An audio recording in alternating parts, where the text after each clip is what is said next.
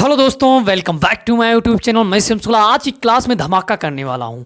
आज की क्लास में आप लोग को ऐसे वायरल टीचर से मिलवाने वाला हूं जो आपके साथ पढ़ता है, आपको ऐसे समझाएगा कि सीधा दिमाग में जाएगा। तो आइए देखते हैं ऐसे टीचर कौन सा टीचर है। आइए इधर शुक्ला जी, आइए आप इधर आइए। तो हेलो दोस्तों, मैं हूं सागर शुक्ला। आज मैं आप सभी लोगों को यहां पे क्लास 10th के मैथ के बालाजी प्रकाशन एक्सरसाइज 5.1 का 11 और 12 क्वेश्चन सॉल्व कराने वाला हूं। तो आइए देखते हैं क्वेश्चन क्या कह रहे हैं। यदि एक समांतर श्रेणी के पी पदों का योग A P square plus B P है, तब इसका सर्वांतर ज्ञात कीजिए। तो आइए हम क्वेश्चन को सॉल्व करते हैं। तो दिया है पी पदों का योग A P square plus B P. तो अर्थात एस पी बराबर A P square plus B P दिया हुआ है, बी पी दिया हुआ है। तो हमें यहाँ पे सर्वांतर ज्ञात करना है, मतलब कि हमें डी का मान ज्ञात करना है। तो डी का मान ज्ञात करने के लिए एक फॉर्मूला होता है, डी बराबर ए टू माइनस ए वन। तो हमें डी का मान ज्ञात करने के लिए ए टू और ए वन का मान ज्ञात करना ज़रूरी है। और हमें ए टू और ए वन का मान ज्ञात करने के लिए एस वन और एस टू और एस थ्री का मान ज्ञात करना होगा। ए वन बराबर एक फॉर्मूला होता है S two minus S one. इस फॉर्मूले की ज़रूरत हमें सवाल लगाने में पड़ेगी। और हमें ए टू ज्ञात करने के लिए S three minus S two फार्मूले की ज़रूरत पड़ेगी। इन दो फार्मूला का हम यूज सवाल लगाने में करेंगे। तो आइए देखते हैं सवाल। तो हम सबसे पहले एस पी बराबर A P square plus B P. अब हम यहाँ पे पी की जगह पी बराबर 1 2 3 रखने पर, तो हम पी का मान यहाँ पे क्रम से 1 2 3 रखेंगे। तो आइए रखते हैं एस वन बराबर ए गुड़े 1 स्क्वायर प्लस बी गुड़े 1। एस वन बराबर ए, इसकी गुणा ए की गुणा हम 1 से करेंगे तो ए आएगा, बी की गुणा 1 से करेंगे तो बी आएगा। तो एस वन बराबर हमारा ए प्लस बी आ चुका है। अब हम एस टू बराबर ज्ञात करेंगे, पी का मान हम 2 रखेंगे। तो आइए रखते हैं एस टू बराबर ए गुड़े 2 का स्क्वायर प्लस बी गुड़े 2।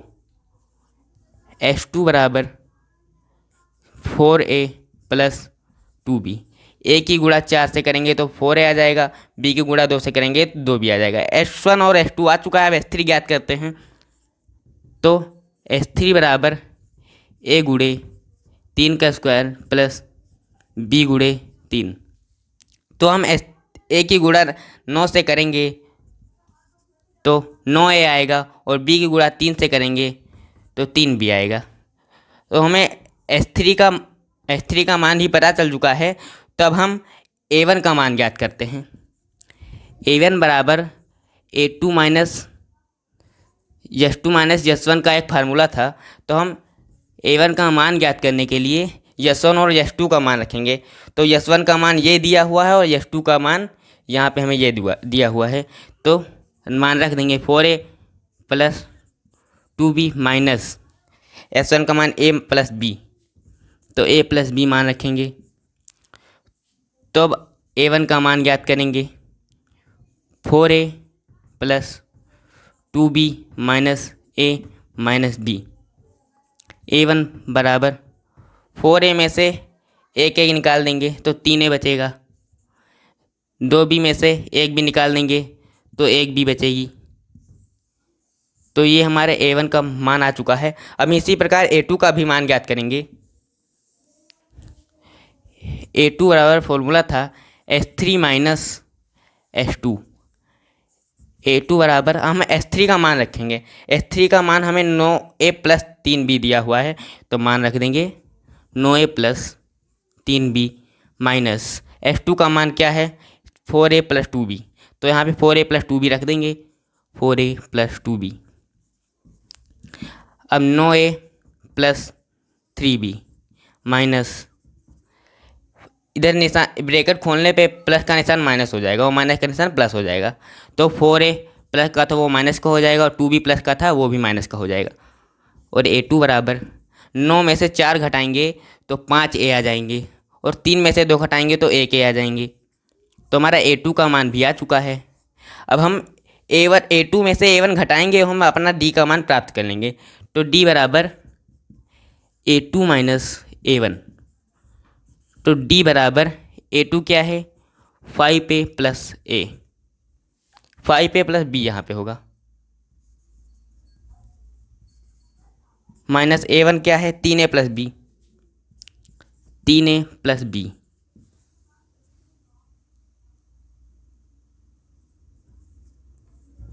तीन a plus b, d 5a प्लस b minus 3a minus b, b बराबर आ जाएगा 2a और ए बी कट जाएगा। तो d का मान हमारा 2a आ चुका है। 2a आंसर आ चुका है। तो आइए हम अपने अगले सवाल की तरफ बढ़ते हैं।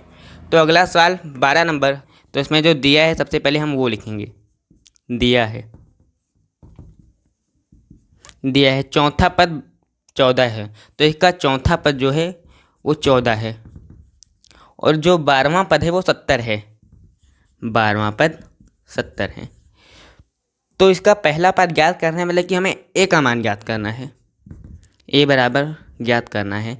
तो आइए सवाल को हम सॉल्व करते हैं। हल, चौथा पद 14 दिया हुआ, तो हम इसको एक समीकरण के रूप में तोड़ सकते हैं। a प्लस 3d बराबर 14, a प्लस 3d बराबर 14, ये समीकरण 1 हो गया। अब इसी प्रकार से हम इस वाले को भी समीकरण के रूप में तोड़ लेंगे। a 12 बराबर 70, a प्लस 11d बराबर 70, ये समीकरण 2 हो गया। अब हम समीकरण 1 और समीकरण 2 को माइनस कर देंगे।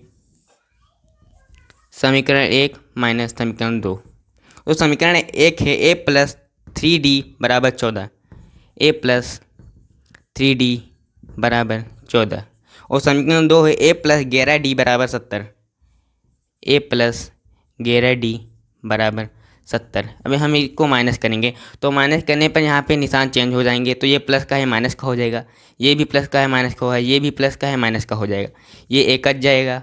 तो 11 में से 3 घटाएंगे, तो 11 में से 3 घटाएंगे तो हमारा 8 बचेगा, 8d, और यहाँ पे माइनस वाले ज़्यादा है इसलिए यहाँ पे माइनस का निशान लगाएंगे।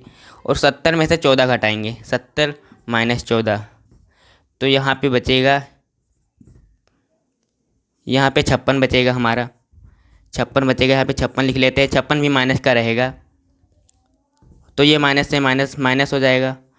तो 8d बराबर 56, 8d बराबर 56, 8 को 56 से भाग कर लेंगे तो यहाँ पे 7 आ जाएगा। तो d बराबर 7 आ गया हमारा। तो यहाँ पे d बराबर 7 आ गया है। हमें ज्ञात क्या करना है, a, हमें a का मान ज्ञात करना है। d बराबर 7 आ गया है, तो हम d का मान समीकरण 1 में रख देंगे। d का मान समीकरण 1 में रखने पर, d का मान समीकरण 1 में रखने पर, समीकरण 1 है a प्लस 3d बराबर 14, a प्लस 3d बराबर 14। अब d की जगह हम 7 रख देंगे, a प्लस 3 गुणे 7 बराबर 14, a प्लस 21 बराबर 14, a बराबर 14 माइनस 21, तो a का मान आ जाएगा माइनस का 7 आ जाएगा। तो यही हमारा परम सत्य आंसर। अब तब तक के लिए धन्यवाद। हम अगली वीडियो में मिलते हैं।